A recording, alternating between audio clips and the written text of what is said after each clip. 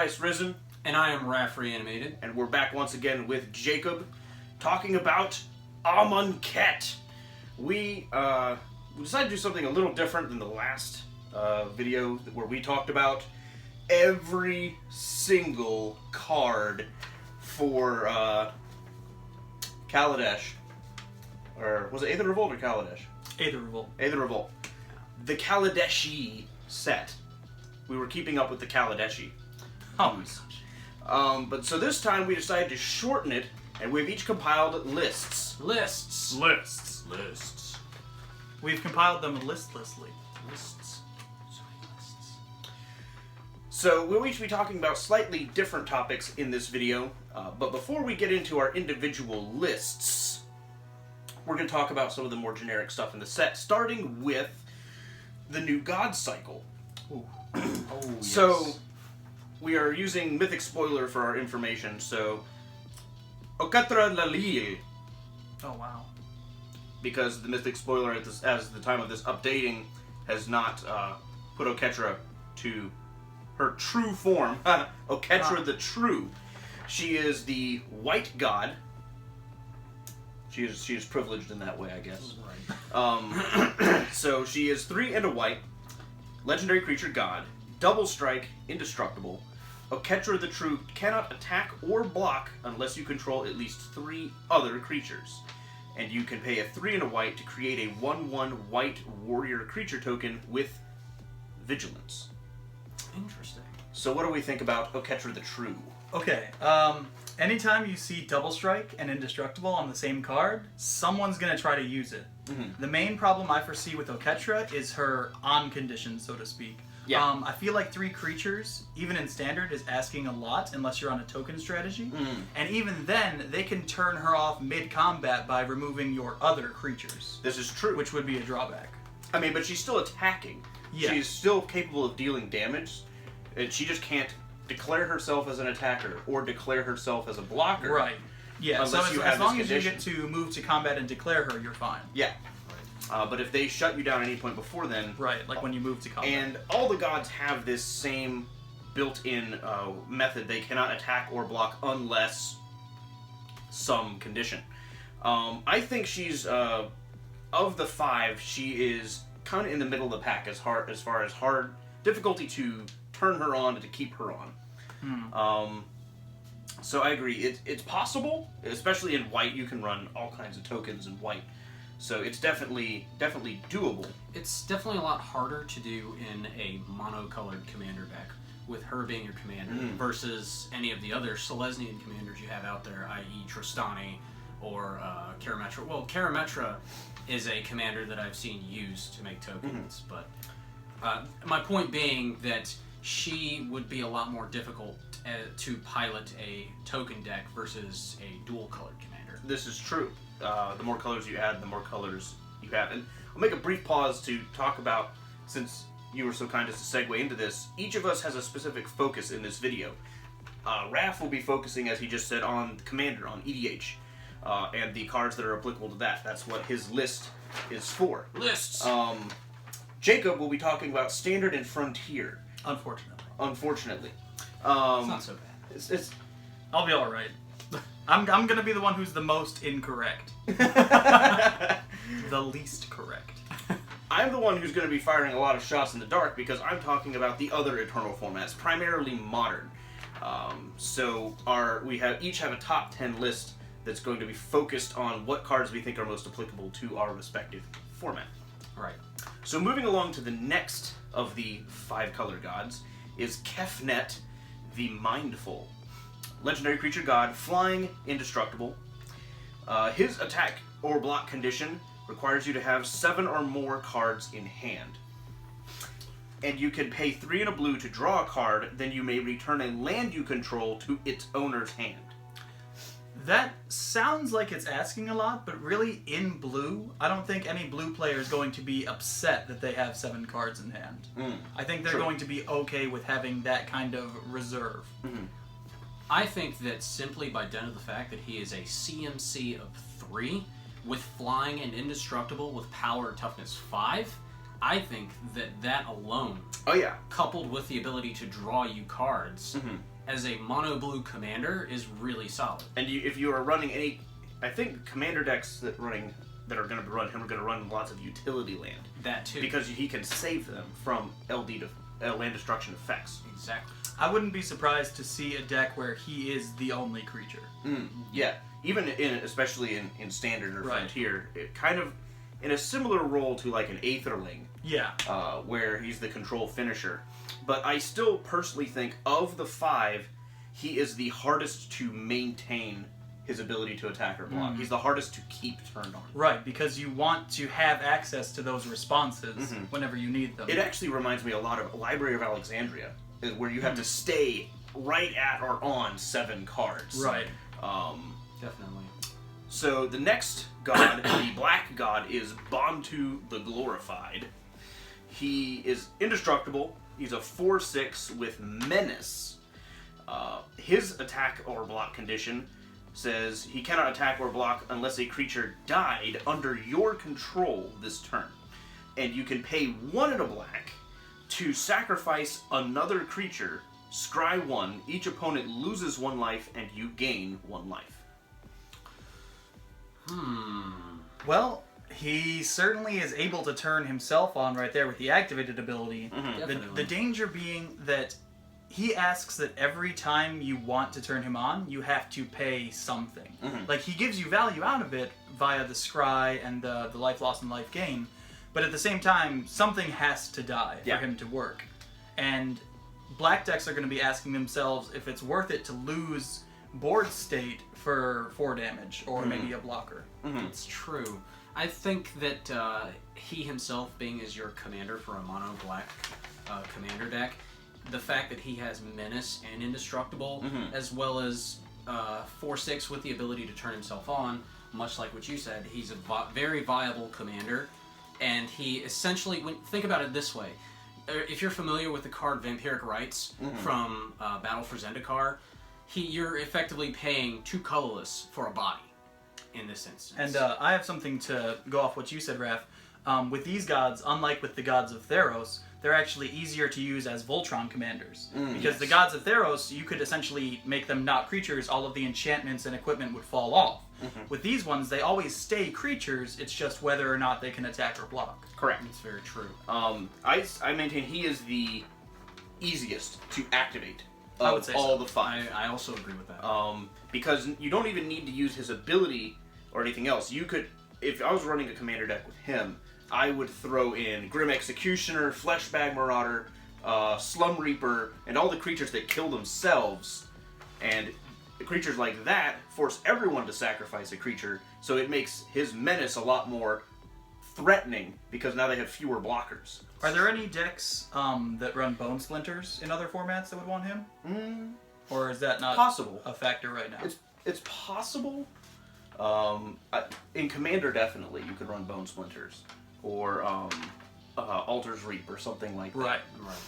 Or just any of the altars that let you kill things for effects. I heard you wanted value with your value. Kokasho would be in this deck. Right. I think Bone Splinters is that sorcery speed or instant speed? I'm pretty sure that's sorcery speed. I can't remember. Which is one of the only drawbacks as to why I don't run it myself. Phyrexian Tower, Dictate of Erebos, you name it. Yeah. Alright, let's go on to the first god that was spoiled, Hazaret the Fervent, the red god, for 3 and a red. She's a 5/4 with Indestructible and Haste. She cannot attack or block unless you have 1 or fewer cards in hand. You can pay 2 and a red to discard a card, and she will deal 2 damage to each opponent. I feel like with her specifically in Standard, you would want to build your whole deck around her, in a way. You would want your deck to operate off of cycling and discard, or having some means, like with the Minotaur. Lots of madness cards. Yeah, the Minotaurs like to help you discard cards. Right. I feel as if out of all the gods that we have seen thus far, Hazaret the Fervent is perhaps one of the more underwhelming commander choices as far as being your commander, so to speak. I mean, just to point it is this way, you're paying 2 colors and a red to discard a card to deal 2 damage to each opponent. And you think about it, everyone starts off with 40 life. That's kind of a long way to go from there. Granted, she is a 4-drop 5/4 with Indestructible and Haste. She seems to be one of the more difficult ones to turn on, but once you turn her on, she's probably going to stay on unless something weird happens to your hand. Yeah, so she's a very hit or miss as far as Commander goes. Mm-hmm. I would doubt that she would see play over something like Perforos. Just because he does what he does so well. Yeah. Right. Now, would you see her maybe in a Perforos deck? Oh, I could see that. Yeah, just because, like Raf said, she's inexpensive. She can come down early or late and still have impact on the board. Mm-hmm. Yeah. Yeah, the feeling I get with Hazoret is no matter what format you're playing, she's going to be you're going to want her to be the last card you play from your hand. Right. Or the second to last, so that you can get advantage of that haste ability right away. Right. Alright, last god, moving right along, the second easiest to turn on is Ronas the Indomitable. It is a 2 and a green for a 5/5 indestructible Death Touch. He cannot attack or block unless you control another creature with power 4 or greater. You can pay 2 and a green. Another target creature gets +2/+0 and trample until end of turn. Now, for standard, I like this guy a lot. Yes. I feel like he rewards green for doing what it already wants to do. You don't really have to do anything special with your green deck or green X deck to make him playable. The odd choice to me, and I know green does get this sometimes, is the Death Touch. I feel like with a 5/5 indestructible, the Death Touch may be a little redundant, but at least it goes to show that he can still kill other things that are bigger than him. And if you give him trample, like there's a card later on in the set that gives your other creatures trample. Even the cartouche, I think, is or there might be. We'll get to the cartouches momentarily, and we'll check on that. But if you give him trample in any way, like for Commander, if you run the green Lieutenant, the Baloth, that gives all your creatures +2/+2 and trample as long as you control your Commander. So now you have a 7/7 Death Touch Trample Commander. Right. That's a fast clock. That's pretty good. And he's not as team friendly as, say, Nylea, in that she gives all your guys trample, but he is almost kind of better for a Voltron strategy. Because again, he can just pump himself and get damage. It says another target creature. Oh, does it? Yes. Yeah. Yes. My mistake then. Yeah. Which segues into what I was going to say about Ronas the Indomitable. He's perhaps my favorite of all the new gods because he has Indestructible and Death Touch. Now, I want to point out, I think Wizards may have done this on purpose with his ability to say that another target creature gains trample and +2/+0, because if you're familiar with how trample and Death Touch work, you can ping the blocking creature for 1 and then let the rest spill over as commander damage. Yeah. And I think that I'm not sure if Wizards may have seen that, but I'm pretty sure they did, because if it was just him, and if you had something that was a 4/4, right? Yeah. Or if you just had 6 mana and go, okay, I'm gonna give this thing a 2/2, because that's all you need to turn him on is a 2/2. Yeah. So you have any old bear, and turn it on, turns him on, and then if the ability could affect himself, he would be able to give himself trample as a 7/5, and that would kill opponents very quickly. So I can see definitely that they did that deliberately so that he can't bestow himself with trample. I think one of my favorite things about him is that he's not just good on the offense, he's good on the defense. Because he could pump something on their turn and then make himself a blocker, while at the same time making another one of your blockers more lethal to their attackers. Alright, let's move on to the trials of these various gods. We'll start with the white one, the Trial of Solidarity. When it enters the battlefield, creatures you control get +2/+1 and gain vigilance until end of turn. When a cartouche enters the battlefield under your control, return Trial of Solidarity to its owner's hand. It's an enchantment for 2 and white. It's interesting. It doesn't help turn on the white god. It makes your creatures bigger and gives them vigilance, but the white god's tokens already have vigilance, if I recall. I think a repeatable way to give your entire team a buff and vigilance still on a turn could still be pretty valuable. It is still quite valuable. Because you got to think with a lot of team buff effects, they tend to be at the 4 mana range, like a sorcery that gives +2/+1. Right. Now, how this does pair up is if you have the Cartouche of Solidarity, which is the white cartouche. It's a aura cartouche enchantment for 1 white. When it enters the battlefield, you create a 1/1 white warrior creature token with vigilance, again. Enchanted creature gets +1/+1 and has first strike. So what this will do and how it'll play out is you'll put down Oketra, you put down the Trial, it buffs your guys. You put down the Cartouche, it makes a guy, bounces the Trial, you can then play the Trial again. And if you have multiple Cartouches, you can keep doing this and making tokens and turn Oketra on. I would say that for Standard, we haven't seen a 1-drop white aura this good since Ethereal Armor. I think Ethereal Armor was potentially a little better. Oh, it's a lot better. But this is a pretty this cartouche, and it helps fill up your board as well. I just want to go ahead and point out how all of these cards, them being enchantments, go really well with the Theros creatures, the Theros gods, as far as making them as your commander option for your general, so to speak. Especially with the, like you said, Jacob, with the repeatable effects on Trial of Solidarity and a few of the others from what we can tell so far. A repeatable +2/+1 and vigilance on things that are more than just your tokens that Oketra spits out is very, very good. Let's go to the blue ones. All right. The Trial of Knowledge. When it enters the battlefield, draw 3 cards, then discard a card. And when a cartouche enters the battlefield, it returns to your hand. This helps turn on Kefnet directly. Yes. The cartouche, that is the blue one, is 1 and a blue, Cartouche of Knowledge. When it enters the battlefield, draw a card. And enchanted creature gets +1/+1 and has flying. So if you were running just Kefnet as your 1 creature, as we talked about before, he doesn't need flying. But now he's a 6/6 with flying, and you have, between the Trial and the Cartouche, you have drawn 4 cards. Discarded 1, but you've drawn 4. Right, which means you got to pick the best of them. So these synergizes very well, singularly with Kefnet, in that direction.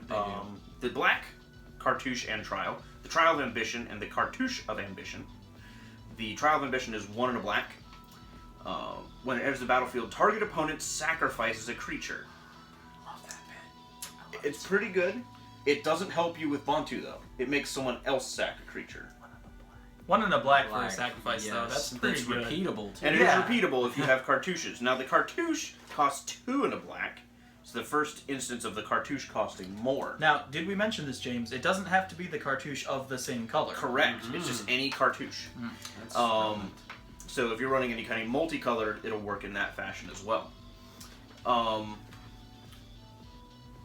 So, the Cartouche of Ambition, when it enters the battlefield, you may put a -1/-1 counter on target creature, and the enchanted creature gets +1/+1 and has lifelink.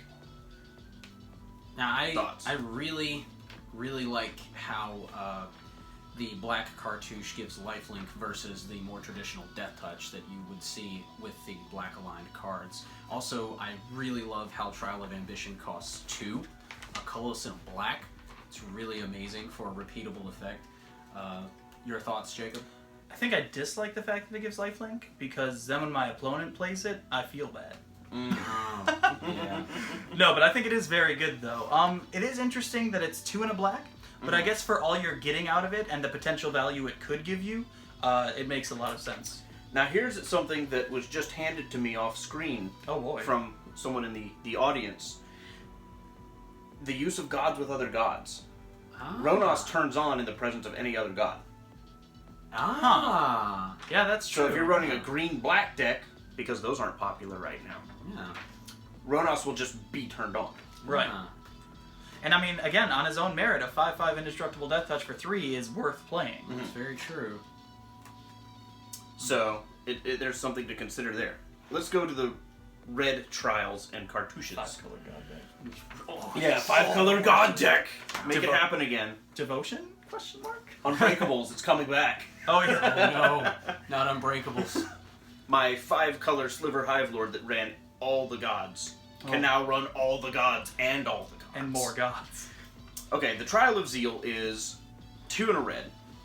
When it enters the battlefield, it deals 3 damage to target creature or player, so it's 3 damage for 3. But the fact that it could be repeatable with the Cartouche of Zeal, which is 1 red. Well, and this is interesting. You'll notice that it pairs well with the red god, because effectively you have it, right, in that you could get it back from the field without it having to be in your hand to count toward her card count. This is true. Yeah. The red Cartouche, when it enters the battlefield, target creature can't block this turn, and the enchanted creature gets +1/+1 and has haste. I really like the Cartouche of Zeal simply by due to the fact that for 1 red, you can shut down someone's creature and give your creature the ability to punch them in the face at the same time. Immediately. Exactly what red wants. 1 red. Haste, someone else, Gary, I think in the last video that we did, he said haste is the most underrated and overpowered keyword ability because it changes the whole face of the game because your creature can act immediately. Yes, especially your commander in some instances where the only way that you can win is with commander damage. So you don't have to wait for the commander to sit around for a whole cycle of turns. It can just go. Just get up and go. All right, the green trials and cartouches. The trial and cartouche of strength both cost 2 and a green. The same cost as Ronos himself. Interesting. Trial of Strength enters the battlefield. You create a 4/2 green beast creature token, so it turns on Ronos immediately. Yep. Says, here you go. Cartouche of Strength. You may have enchanted creature fight target creature an opponent controls, and the enchanted creature gets +1/+1 and has trample. And notice they'll have the +1/+1 and trample by the time they fight. Well, at least the +1/+1 will matter. Yeah. Yes. Because the trigger will resolve after the enchantment's on them. Correct. Now, I am personally a big fan of tokens in general, so just by reading this effect of getting a 4/2 green beast that is repeatable on an enchantment is amazing, and the fact that the Cartouche allows you to fight. I love fight as a mechanic, and it's basically your green creature removal. Yes. Like, every other color has reliable removal. Fight is a more recent mechanic that I really love in green decks. So, I think the trial pairs very nicely with the Cartouche of Zeal.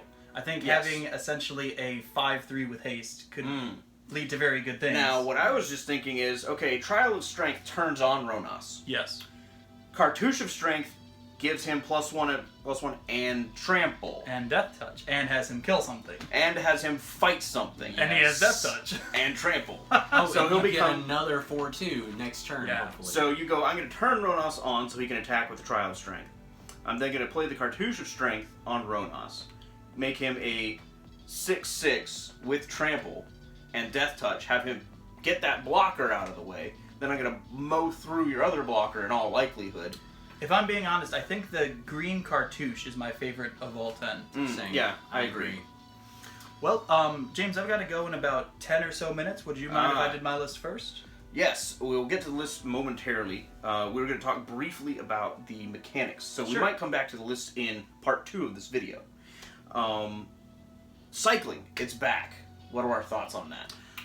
I think they really did a lot with it. They did not waste the fact that they put cycling in the set. They didn't just say, here's a way to discard some cards and draw some other cards. No. They're like, hey, let's give everything Embalm, or let's give everything, these other things that play off the graveyard, like Aftermath and all that. And they managed to do it in every color, too, which is the most impressive part. They spread it around. Typically, it's just black or green that gets, to mess with their graveyard. Maybe blue if they're doing instant or sorcery recursion. But I think this is the perfect set for cycling. Yes, I agree with that. I think that as far as having cycling on a lot of the cards in this set, it really sets up, in the game of Commander, it really sets up your graveyard to act as a second hand, so to speak, late game, especially with like you said, with Embalm. It really, really warrants more graveyard paying attention, so to speak, especially with the forms of removing people's graveyard. Now, let us also remember that for Standard, Shadows over Innistrad is still going to be around. Cycling will let you throw all kinds of card types into the graveyard for the purpose of Delirium. And Madness, right? And Madness. And Madness. Well, I mean, it's not going to directly trigger Madness. Right, but they could very well end up in a similar kind of deck. Oh, yeah. Absolutely. A deck that wants to discard cards. All right, now, Defanged without Infect, what do you think about just the -1/-1 counters and the fact that more often than not, you're putting them on your own stuff? I think it's an interesting way of making the player feel like they're getting more than they paid for, but that's just that they have to kind of wait for it a little bit, in a way.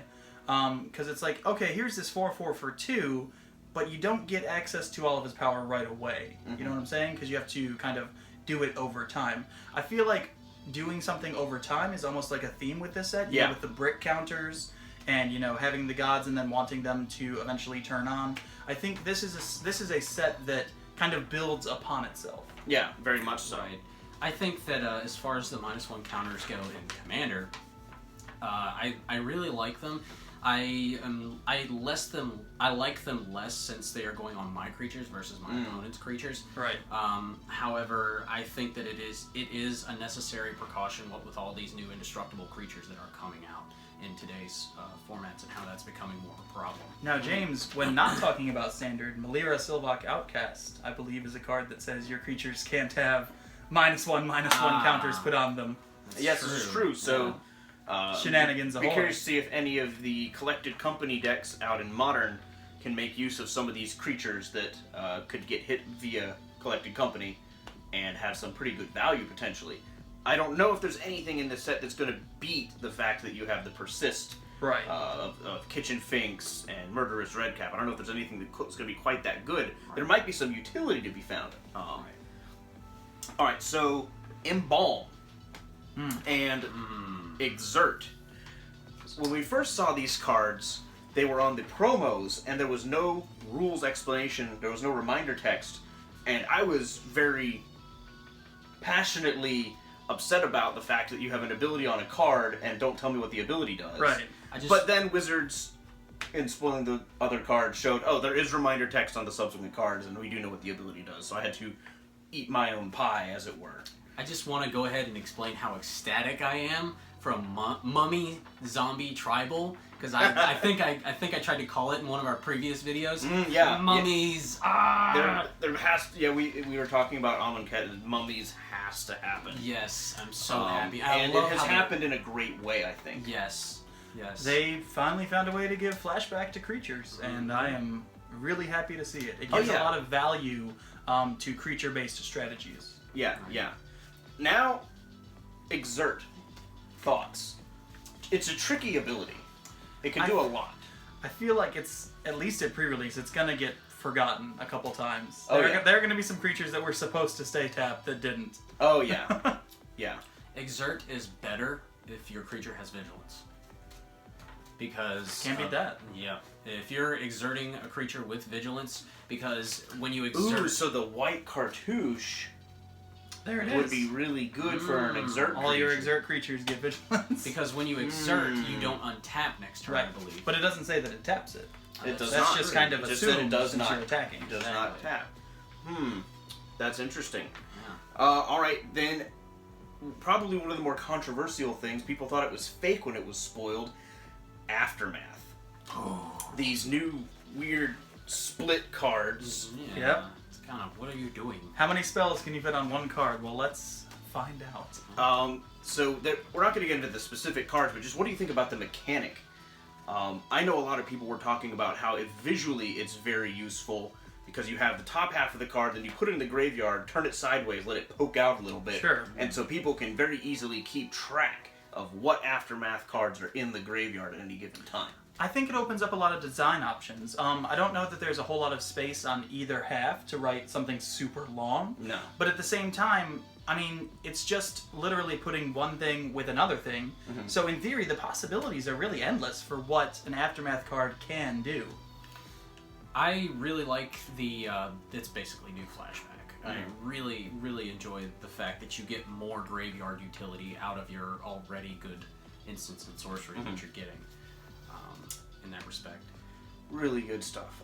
Real quick, the invocations. And we'll probably close the first part because I know you gotta go off into new frontiers yourself. That's right. Mono So green. the invocations, amongst the first things spoiled. Thoughts on these, man? I think they crazy look stuff. expensive. It took me a while to fully understand what the text said in the top. And Wizards has, for various representatives of Wizards, have said that it was intentionally meant to look like hieroglyphs and be a little bit cryptic in its ways. Cryptic command. And I mean, anybody who likes Stargate, especially, or Stargate Atlantis, is going to love those. Yes. Definitely on theme. I am definitely looking forward to getting things like Diabolic Intent, because for those of you who haven't seen it announced in some of the other videos, I'm slowly building a commander deck that, at the rate Wizards is going, the deck will be 100% masterpieces. The land, the creatures, the everything.